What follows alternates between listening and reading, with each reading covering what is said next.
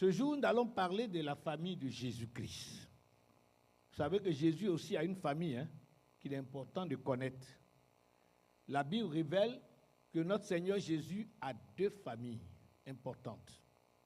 Jésus a une famille biologique et Jésus a une famille spirituelle. Et vous voyez, chacun de nous ici a une famille. Chacun est issu d'une famille et chacun a sa famille biologique. Tu es le père, il y a ton épouse, tes enfants, c'est ta famille, c'est bon. Mais je voudrais dire que cette famille-là est limitée sur la terre. Il faut aller plus loin, il faut passer à la seconde phase. Et la seconde phase, c'est laquelle? C'est la famille spirituelle. Jésus était réuni avec ses disciples, en train d'échanger avec des gens, et il y a eu quelque chose qui s'est passé. Jésus était en train de s'adresser à une foule de personnes. Et les gens viennent lui dire, Seigneur, ta mère et tes frères sont dehors, ils ont besoin de toi. Logiquement, il devait sortir, pour aller vers eux. Mais il y a une chose qu'il savait, c'est qu'il est venu sur la terre pour accomplir la mission de Dieu. Il est venu sur la terre, pourquoi? Pour instituer une autre famille. Et cette famille-là, il devait l'instituer, il devait la mettre en place dans un temps record, puisqu'il n'a eu que 3 ans et demi d'activité. Bien aimé, ça ne veut pas dire que le Seigneur rejette sa famille, non. Mais le Seigneur est en train de montrer la dimension spirituelle de la famille qu'il était venu instituer, qu'il était venu créer, qu'il était venu mettre sur place. Qui est ma mère? Qui sont mes frères? Christ est venu mettre sur pied, il est venu mettre donc sur pied une nouvelle famille. La famille spirituelle de Jésus regroupe l'ensemble des personnes qui font la volonté de Dieu.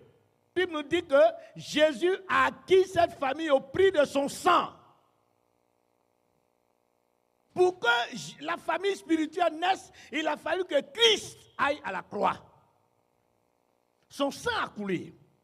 Il a été maltraité. Il a souffert. Il a connu toutes sortes de railleries. Il a été traîné dans les rues. Quand nous lisons dans Jean chapitre 1, verset 12 au verset 13, il dit, à tous ceux qui l'ont reçu,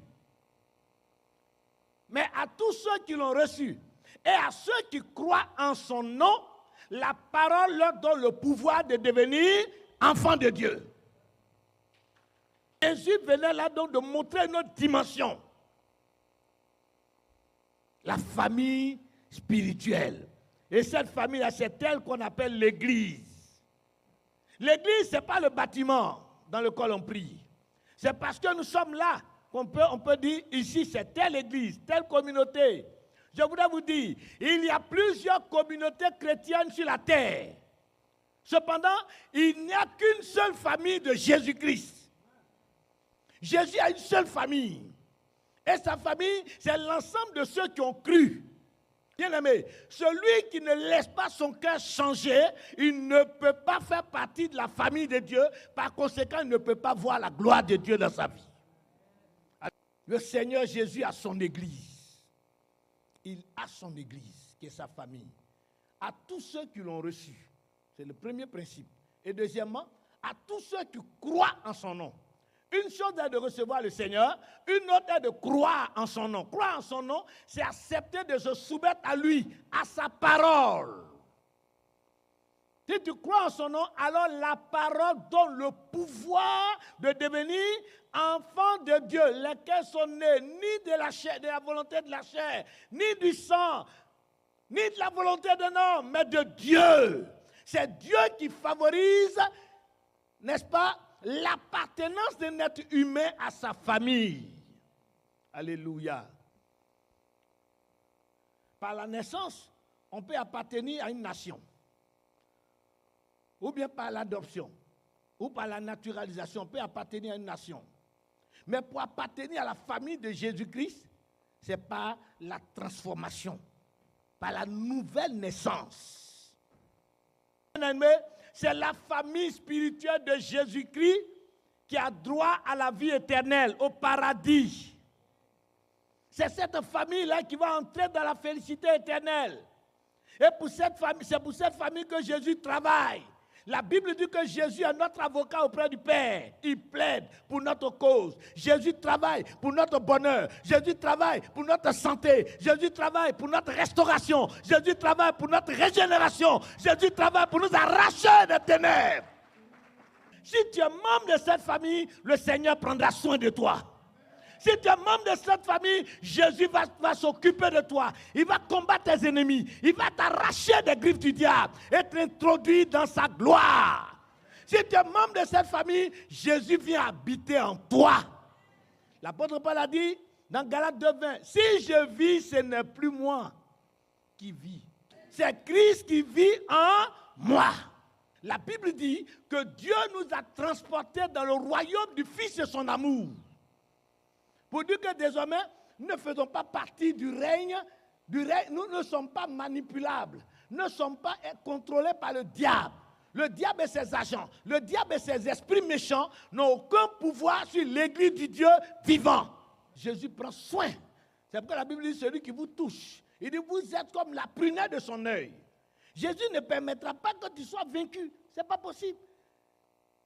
Il a dit au peuple d'Israël, il a dit à Jérémie, ils te feront la guerre, mais ne te vaincront pas, car je suis avec toi pour te délivrer, dit l'Éternel.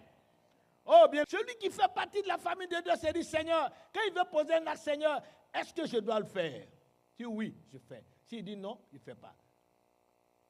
Comment faire la volonté de Dieu? Je voudrais, bien aimés, frères et sœurs, pour faire la volonté de Dieu, il faut écouter sa parole. C'est le premier principe.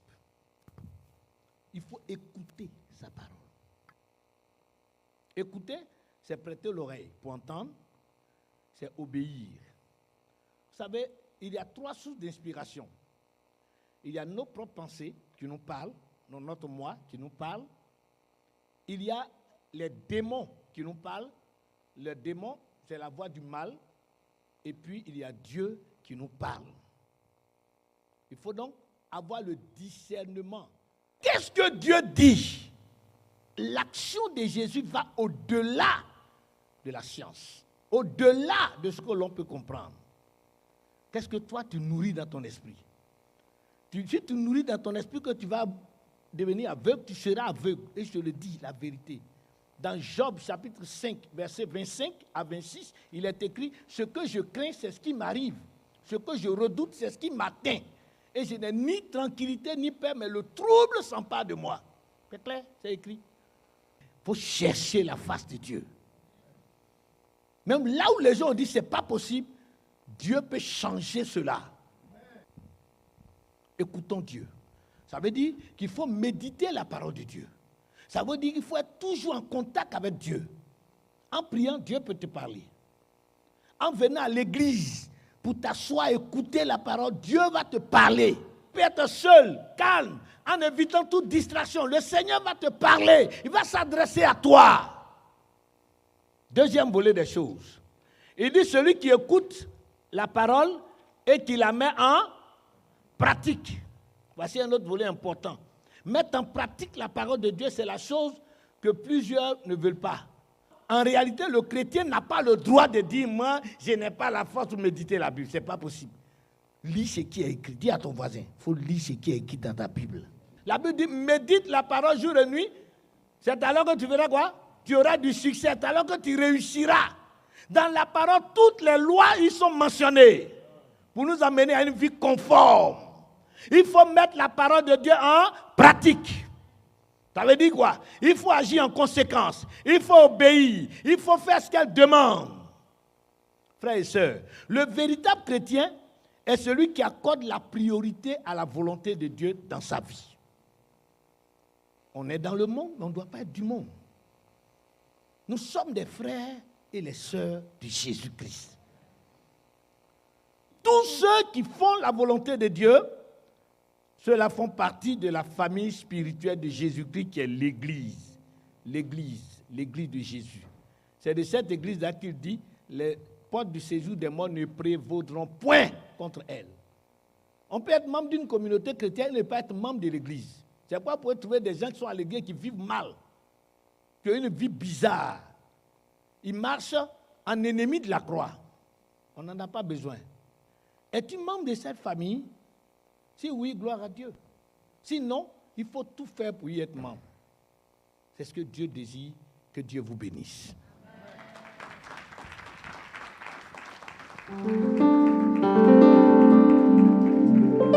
Veuillez vous lever s'il vous plaît, nous allons prier le Seigneur.